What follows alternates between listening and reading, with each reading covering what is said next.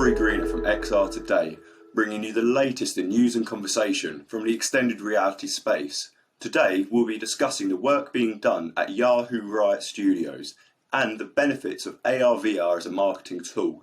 Joining me today is Sam Field, Director of Creative Technology for Yahoo. Welcome, Sam.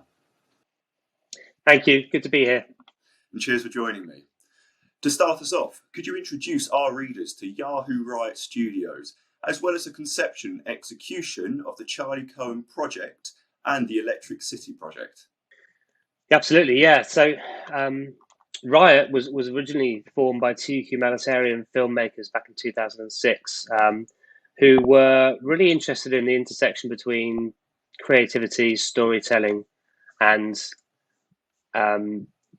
technology. So they were creating 360 and VR films using very, very early 360 cameras and going out to humanitarian disaster zones like post-earthquake Nepal or the humanitarian crisis in Haiti. And it meant that because they were creating immersive stories, they were able to place the viewers in those disaster zones and thus driving action and driving people to want to give their aid to these causes. It was very aligned with the Huffington Post, who then acquired them, and they built out a film division, creating films and documentaries, Emmy Award-winning, Oscar-nominated films, and then branched out into branded content, immersive storytelling, XR, to the point where we are today through various mergers and acquisitions. We now have studios around the world, and the work that we do is we work with brands, including our own brands, to embrace emerging technology to help tell stories in new and exciting ways. So it's the same ethos as originally in terms of the technologies that we use. So my team specifically helps brands to embrace emerging tech. Could be virtual production, XR, gaming, increasingly Web3, blockchain, e-commerce, and the combination of those. And the hottest buzzword in marketing right now being the Metaverse. So that's the kind of background, but this project specifically, Electric City, was actually to commemorate the 25th anniversary, or to celebrate the 25th anniversary of Pokémon. We partnered with Selfridges and streetwear designer Charli Cohen, who was creating a capsule range, a collection of physical clothing inspired by and in partnership with Pokémon Company. We created Electric City as a first of its kind immersive shopping experience. So visitors could visit this cyberpunk inspired take on fashion capitals around the world and shop for physical and digital collections. So there was the physical collection that was sold through Selfridges through this platform, in store and on Electric City, and also an exclusive Charli Cohen digital only collection that was available as an off-chain NFT that could unlock digital wearables across AR, VR, and over 300 virtual platforms. It was a digital environment created in Unreal Engine, the game engine that powers Fortnite, as well as many, The Mandalorian, for example. And it allowed fans to kind of traverse this browser-based experience that was powered by Yahoo Edgecast, which is a video streaming platform. So everything in the experience is actually video, whether it's 360 video or 2D video, but it gives you the sense that you're moving through a 3D space. We've adorned the whole space in kind of neon signs, and it's a kind of moody aesthetic, like the kind of Pikachu, Pokemon, electric ambience. We've got hotspots that allow audiences to access videos and images, and we've even hosted a virtual catwalk in the experience where we've got Unreal Engine metahumans as catwalk models wearing the Charli Cohen Pokemon collection.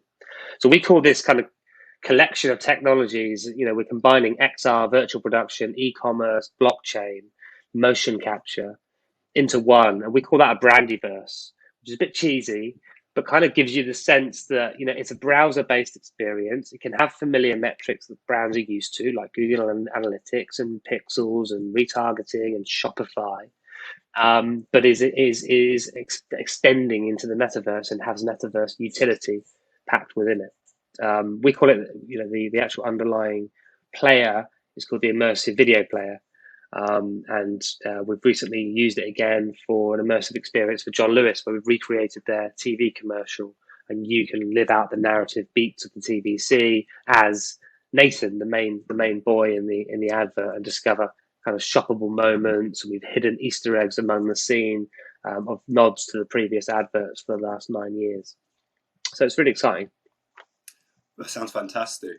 So, from your experience with all of these brands, what are the benefits of an interactable advertising tool and e-commerce tool such as ARVR or MR?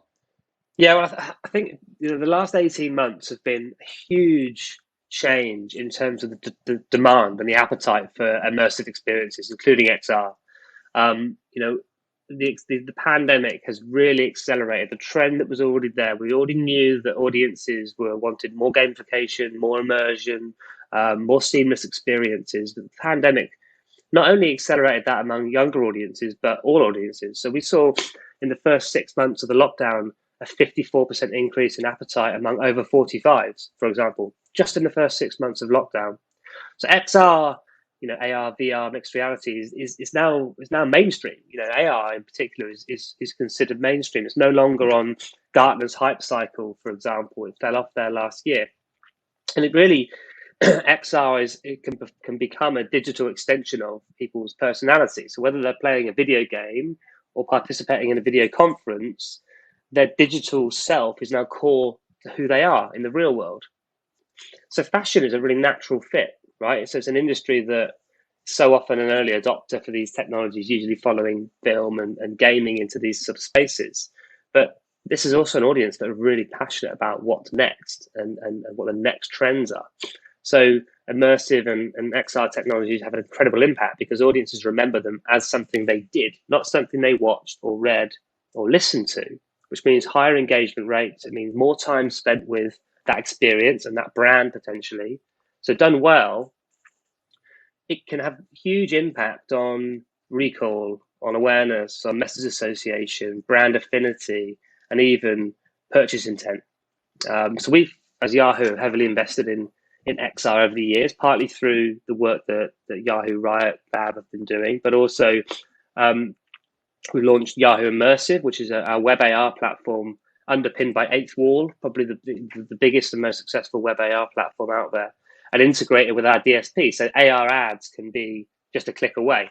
The technology has great benefits for content creators because, we're seeing people explore new ways to tell their brand stories. So we've got great kind of 3D and AR specialist teams within our business, but we also work with great partners, startups, scale-ups, individuals who specialize in either web AR or social AR, partners like Aircards and Palstra doing brilliant work. So we're working with those communities as well.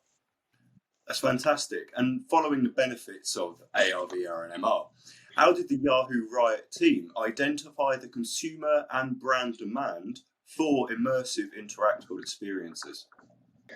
Yes, I mean, as I said, demand has been increasing, has been accelerated over the last 18 months or so. And it's kind of a natural evolution of what people want from their technology. You've got this kind of flywheel effect of, better connectivity, better hardware, smaller devices, more access to new ways of creating content, a creator economy, all of these things together, plus the pandemic and being locked down at home, it's just created this flywheel effect. For us, we've got a really close relationship with Verizon. We were owned by Verizon until this year, when Verizon still owned 10% of us. We work very, very closely with them. So they give us an idea about what advanced connectivity is going to unlock. So there's an ambition there within the business to make sure that we're ready for when 5G becomes mainstream, for example. We also have a huge user base of audiences that we can listen to reach about 900 million people globally, and we've seen a shift in their attitude. In fact, we commissioned a YouGov study last year, so right at the beginning of lockdown in March, and then in September, and we've continued to update that research on a regular basis. We found that 2/3 of adults now in Europe now expect their digital interactions with brands to be seamless, innovative, and to enhance their real lives. Right? And that increases to 84% for millennials and 86% for Gen Z. So if you play that out against the backdrop of 2020 and 2021, you can see why there's so much hype around gaming, Web3, XR, and dare I say it, the Metaverse, because digital is now finally catching up with our real lives, right? We live our lives as a 3D live experience with friends, with family, with things that we own and things that we can see in 3 dimensions. There's no reason why digital shouldn't mirror that as closely as it possibly can. And historically, actually, digital hasn't quite done that or lived up to it. So all of those sort of different touch points and different viewpoints from our consumer research and the experiences that we're building for our consumers, proof of concepts, prototyping, all of those things have just been forming us as to the direction of travel. Fantastic. And how about the new marketing opportunities that are now available thanks to this umbrella of XR technology, as well as 5G, NFTs, and all of this emerging tech? Yeah, I mean, it's a big question because they're almost limitless, right? You know, from pure functioning utility through to pure emotion and creativity.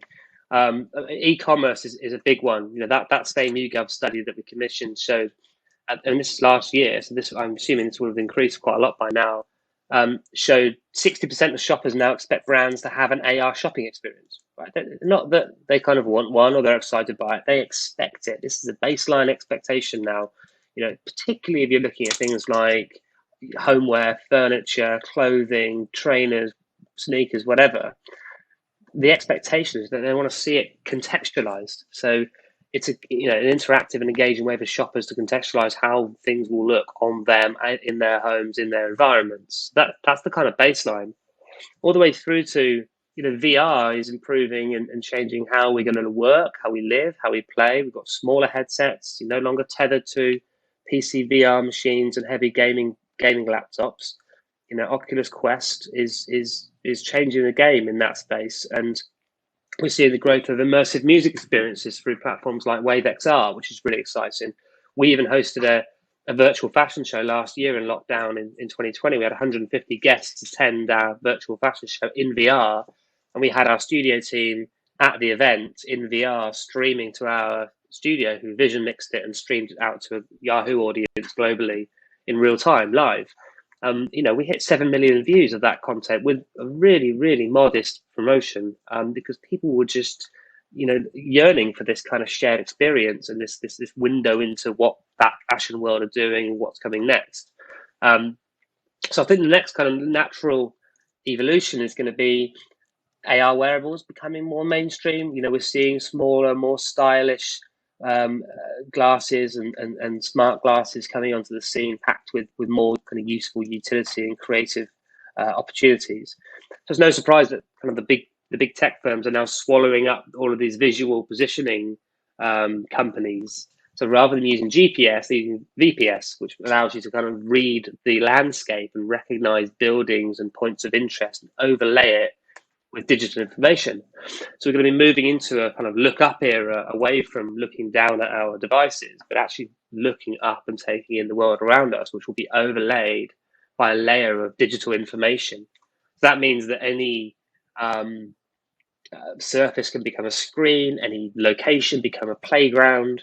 And you're seeing brands like, or companies like Niantic, for example, makers of Pokemon Go, launching Lightship recently, which is their sort of almost open sourcing of their technology for creators to use in the most exciting and interesting ways. And you'll start to see brands latching onto that as well. So it's a really interesting space right now, and it's only going to improve with, more powerful hardware, smaller devices, better connection, and, an increased creator economy. It sounds like the democratization of the AR, or the democratization of VR hardware, and then by the sounds of it, the future democratization of AR wearables, that's really creating a demand and a need for immersive content. Is that fair to say? Yeah, I think we're seeing the kind of creator economy being the catalyst for lots and lots of change right now, whether it's AR, VR, Web3, gaming. You've just got to look. There are big examples in each of those spaces now where creators are the ones who are driving change and the most kind of fun and exciting experiences. We always try as much as we can to work with independent artists, independent 3D modelers and creators, small ambitious studios who are looking for growth. And it's also exciting putting XR creations into the hands of creative communities. We worked recently on a project with Warner Brothers and Legendary for the launch of Dune. It was a global campaign. We created an Xbox landing experience. We are the exclusive partner for Xbox advertising. And it launched a kind of second screen experience, which was this Dune avatar creator, where you could take a selfie,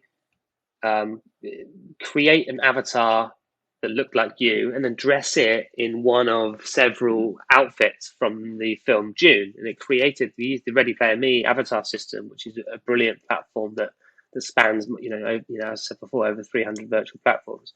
So you've got these people creating their own concept where they're putting their own kind of armor and bodysuits and accessories onto their avatar. And what we saw, because part of the brief was how do we get this Dune IP being seen across multiple gaming IP without doing partnerships with all of them, we saw a brilliant response from the creative community. So we saw people out there streaming Beat Saber in a green screen, dressed in their Dune avatar. We saw people changing their social media profile pics, sharing the augmented reality version on social media. We even saw a classical cellist who performs in the VR blockchain platform Somnium Space, performing as his Dune avatar in this virtual concert. It was great because if Dune had tried to manufacture that themselves, or Warner Brothers, that would have been quite a very hard thing to do. So to trust the community to be respectful of their IP and use it in creative ways actually led to this brilliant result. And it's similar for Charli Cohen. We saw fans sharing videos of themselves as their avatar, hanging out in VR chat in their Charli Cohen collection and so on.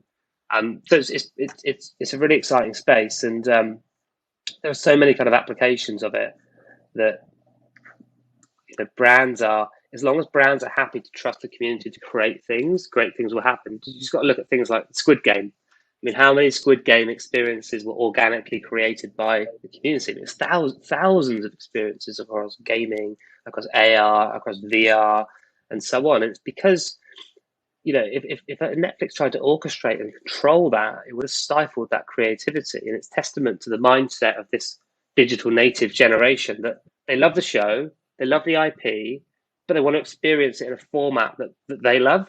And that format is gamified and immersive and potentially going to be involved in gaming, XR, or anything in between. That sounds great. I very much enjoy the idea of playing Beat Saber as a Dune avatar. That sounds like a lot of fun. Do it. From a developer side, obviously this democratization of hardware has given a lot of users a lot of content to enjoy. But equally, you brought up certain studios and software development kits. And how have these software development kits and this democratization of AR developer resources and opportunities, how has this led to new opportunities for 3D content creators as well as AR creators generally? I think this is the general model that that we're seeing from Snap and to a certain degree Facebook, Niantic, and so on, who are giving the communities the chance to create. TikTok is another great example of giving the creative community the tools to go out there and create. And then it's up to brands to either engage that community and make sure that they are championing those really creative minds and those creative individuals that can go out there and shift brand perceptions for them. So I don't think there's any necessarily one answer to that question, but it comes back to the idea of allowing the communities to take your IP or your brand messaging or your product and using it in a creative and inspiring way. It's very nice. It sounds like there's a lot of space for individual creativity and success with this emerging technology. Yeah, 100%. And I think that's now the catalyst again of what we're seeing now in Web3. That underpins it. I think it's going to be interesting to see what happens between these kind of more centralized walled garden approaches and this more open, democratized internet and this Web3 mindset. Because I don't think long term the sort of walled garden centralized approach is going to be accepted by these growing, burgeoning communities. So there will need to be some playgrounds, even if they do retain a certain amount of that walled garden approach. There will need to be spaces in those platforms for other creators to play. You're seeing it in things like Fortnite with creator islands. Roblox are already have a huge developer community that create for them. Niantic are allowing communities to go out there and build their own experiences, shared AR experiences that are location based and gamified. So yeah, 100%. That's definitely the way forward. And then you've got platforms like Decentraland, the Sandbox, Somnium Space, all of those blockchain powered virtual platforms that are completely owned and operated by their users and their communities. It's very exciting times for sure. Very exciting times. And finally, I wanted to ask, what role will NFTs, the Metaverse, and blockchain technology, as well as 5G, as mentioned earlier, what role will these emerging technology play in Yahoo Riot's AR, VR, and MR vision? And how would these elements also play into immersive advertising overall? Yeah, well, it's a big question, but the NFT landscape is really interesting. It's evolving so quickly. I mean, at the start of the year, it was all about ownership. Digital art was the main driving factor here, with other pockets of collectibles and sports memorabilia and so on. But it's all about ownership and trading and potentially investment, and that's evolved really quickly into utility and community. I think what's consistent is that the NFTs and blockchain represent the foundations of a new digital economy. So we're seeing, as I said before, the convergence of XR, gaming, e-commerce, the blockchain, social media, the internet into this whole catalyst for Web3 and eventually this utopian view of a metaverse. So the idea of digital ownership now represents a huge opportunity for brands. You've just got to look at, even in the last week, Adidas have bought into Bored Ape Yacht Club. Nike then came in and bought virtual fashion label Artifact. In fact, today Adidas are launching a series of 30,000 generative NFTs that are going to unlock utility for their for most valuable customers over the next 12 months. They're selling them for zero point 0.2 Ethereum each, giving access to people who already own certain points of different IP, like Bored Ape Yacht Club and Mutant Ape Yacht Club. That's $24 million, and I will guarantee that will sell out today. So there's a really interesting opportunity, and it comes with quite a lot of risk, because if brands are going to enter this space, they have to do it in a really authentic way that engages the community. With Electric City, we wanted to combine these technologies into something ordinary consumers could understand and access in a browser, so on their mobile or on their desktop, and offer them the chance to subsequently buy and test digital wearables using pounds or dollars or yen or fiat currency. And then if those people will happen also to be crypto natives, they could also mint it to their Ethereum address as an NFT, but it wasn't necessarily a necessity to do that. So above all, it needed to be an experience, and one that's worth sharing, spending time with, and talking about, and remembering fondly, because ultimately that was what it's all about. So there's this real kind of spectrum of what the blockchain and NFTs mean for this type of experience. What it does do is create a level of value through scarcity, because you can differentiate between high value brands, more mass brands, and you can change that by the rarity of those digital collectibles. But as I said before, what's going to be key is understanding, as a brand, why do I want to get into this space? Is it about making money? Is it about engaging the community? Is it about delivering something that has, packed with utility? I think if the answer is I want to make money and I want to put my product into an NFT and sell them, I don't advise that being a particularly positive way forward, and I don't think the community will buy into that necessarily. But if you're willing to give something to that community and you're willing to build utility into it, you're willing to experiment and be honest with your fan base and say, look, we're learning as well here. What do you want? What will engage you? I think that's a really good starting point. Yes, almost sounds like a project aimed to familiarise and almost democratise in its own right these emerging e-commerce opportunities. Yeah, absolutely. It was a it was a great learning opportunity, I think, for all of us, for for us. I know Charli Cohen is really active in that space and has a great community of her own in that world. And Selfridges actually, are an innovative brand, and they do want to push the envelope, but they are also a traditional retailer. So it's kind of, how do you balance, the ambition of moving into these new spaces without alienating the majority of their customers? It's an interesting note indeed. And for those watching, could you tell us the best way to get in touch with and to keep up to date with the Yahoo Riot Studios and all the fun work you're doing over there? Yeah, I think first of all, Yahoo for Business is a great account to follow, whether that's on LinkedIn or Twitter and similar. They can absolutely reach out to me on Twitter and LinkedIn, and I'm sure we're going to be launching some new opportunities. So keep your eyes for those as well coming up. I look forward to seeing what's in store. Very much looking forward to that. But thank you for joining me today. I appreciate your time, Sam. Pleasure. No, that's great. Thanks a lot. Good to meet you. Fantastic.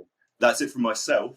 Get more XR news by subscribing to the XR Today News channel and by following our social pages. I'm Rory Greener from XR Today. Thanks very much for watching.